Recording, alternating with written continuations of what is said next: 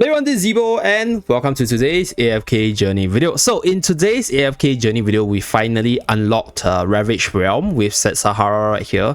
And I'm currently on my friend's account because I don't actually have access on my main account because there's a bug which prevents the PTR players from playing this game mode.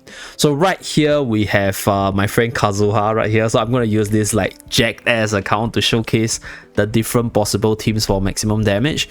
So based on the records of the other top players, right, Mr. Ali right here, I'm pretty confident this is the best damage team, right? The magical damage team right here is the one with the most synergy, right, in Carolina and Talon dealing massive magical damage, further boosted by Ludovic's heal and damage, as well as Torrent's debuff and HP absorbing ability. And then we have Skalita there for the factional link together with the Heart of Unity buff. So that's for the Song of Strife season players. So in case you guys see some like differences, because there is actually this 8-unit formation. So you have one team of 5 units, which is the magical team, and then we have one team which is the physical team using Niru together with Igor as well as Barrow. So I think Barrow is a unit which a lot of people probably wouldn't have invested.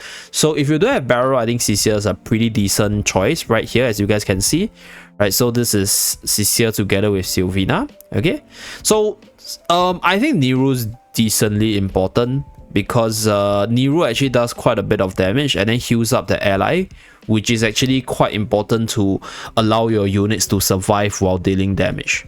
Yeah, so this also allows this unit to cast Soul Shepherd in case one of your units fall. So I think Niru is quite important for the second team, which I think for the other two units, if you don't have Barrow and Igor, it will probably be Cecile with Igor, Cecile with Sylvina, or Cecile with any other physical attacker that you have from the Graveborn faction. Salazzo included if you have Salazzo built up, but I don't know. I don't even know how many people have Salazzo built up. But if you take a look at all the different recommended teams itself, the top team is pretty much the magical team.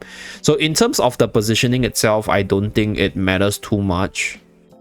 In terms of the magical charm, what I'll recommend is charms that basically boost damage for your units. So specifically for this boss, I think you're looking at crit damage, haste, skill power, or even ultimate power for Talon's case, right, for this boss specifically. So that's for the magical charm side. And then I think with regards to the artifact itself, honestly speaking, I think artifact to a certain degree depends on what you have invested. So most people would have went for evocation spell as well as quick wit spell, which is one for the magical team and one for the physical team. Okay, so without further ado, let's jump into my friend's account right here. We are left with 3 attempts. I did quite a few runs. My max damage right here is 27.6 bill.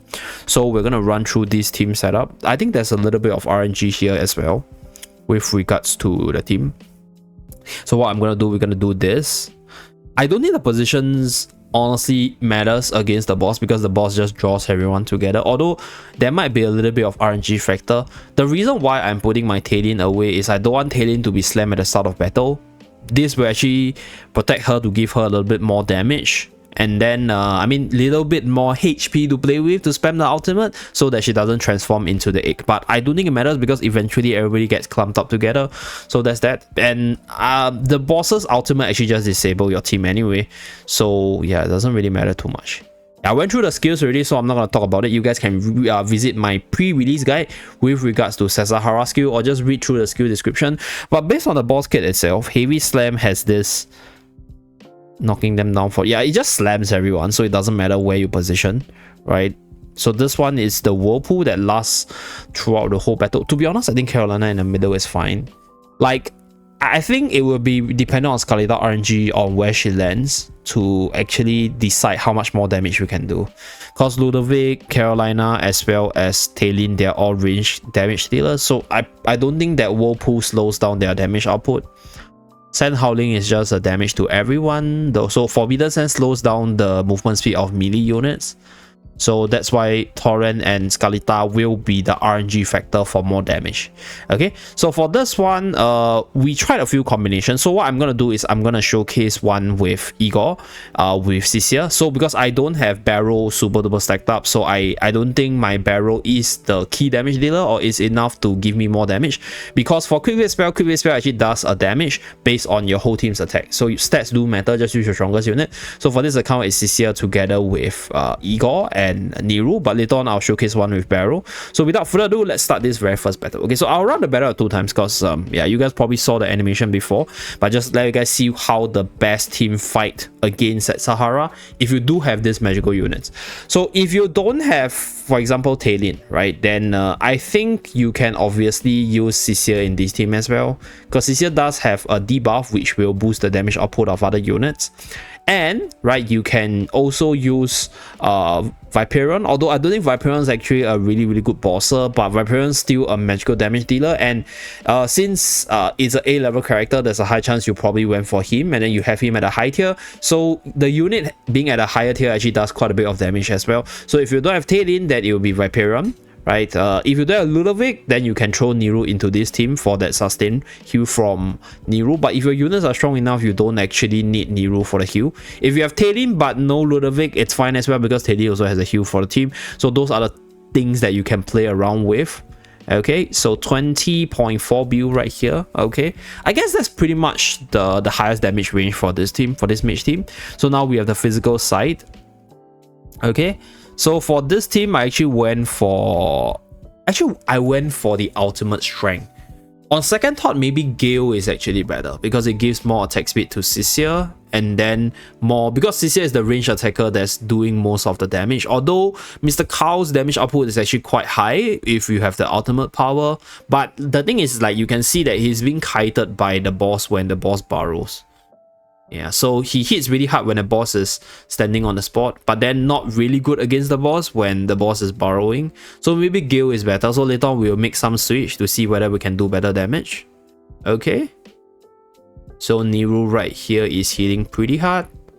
Igor has that physical damage as well as the rest down to reduce like those heals and shielding, but I think mainly Igor is there for the damage because his range is the whole map, which means that you're not like slowed down by the third skill of the boss, which slows movement speed.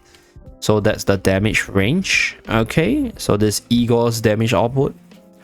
Okay, so right now my Setsahara's running the ultimate charm. I'm gonna switch it to Gale to just see the differences, but this is for the magical team right here. Okay, I might pull Carolina back to see whether or not she can do more damage at the back. Yeah, because I think to a certain extent, maybe if she takes more damage, she might be able to charge up her skill faster. Yeah, actually, true. Maybe I'll do that. Okay, so 27.3 build, we didn't beat our personal best, which is 27.6. So what I'm gonna do is I'm gonna make some adjustments to Setsahara's charm, and then later on we do one more for testing with our dear. Okay, wait, let me just charge everything. So we do one more with Barrel. Okay, so this is Setsahara's charm change. And then we do some positional change as well. Okay, so let's go into Ravaged round once again. We're left with the last 2 attempts, so let's just do it. Okay, so we put Carolina at the back, we put Ludovic at the back, we link Scarletta to Torrent. So without further ado, let's start. Okay, so this should be the most optimal for this account at least, and then later on we'll do one with Barrel. Okay, yeah, so the only differences is me changing all the units to the back line. So when the boss actually slams at the start, it deals more damage to the units at the back. So my theory is this will allow me to use my skill a little bit faster to cheese out a little bit more damage. Although I think most of the damage is still really reliant on the Torrent as well as Scarletta, whether or not they hit their skill. Yeah, right here I can't control Torrent's ultimate, so we are wasting 1 ultimate and a few precious seconds of damage there. So what I can do is reposition Torrent so that the ultimate gets charged up a little bit slower on Torrent's end, and then maybe we will be able to do better damage from there. Yeah. So I think I'll optimize it off the recording, but this positioning, or I think the positioning with this team doesn't really matter so much because yeah, there's a lot of RNG factor to consider with regards to the melee units. Okay, so 20.3, so I guess it's just around the 20 build range. So the max damage for this boss, at least if you have the most optimal units, should be around the 29 or 30 build range, right, depending on your RNG as well as your unit levels. If you have everything maxed out with max star, then you probably will hit a little bit higher compared to Mr. Ali right there. Mr. Ali was 29 build. So if you have like a maxed out everything, there's a high chance you might hit 30 build. So that's probably the peak damage, at least for this Immortal squad. Okay, so Igor right here. Okay, Igor is, I will say like Igor is pretty much there for the range as well as the immunity, so he doesn't get control and he can attack throughout.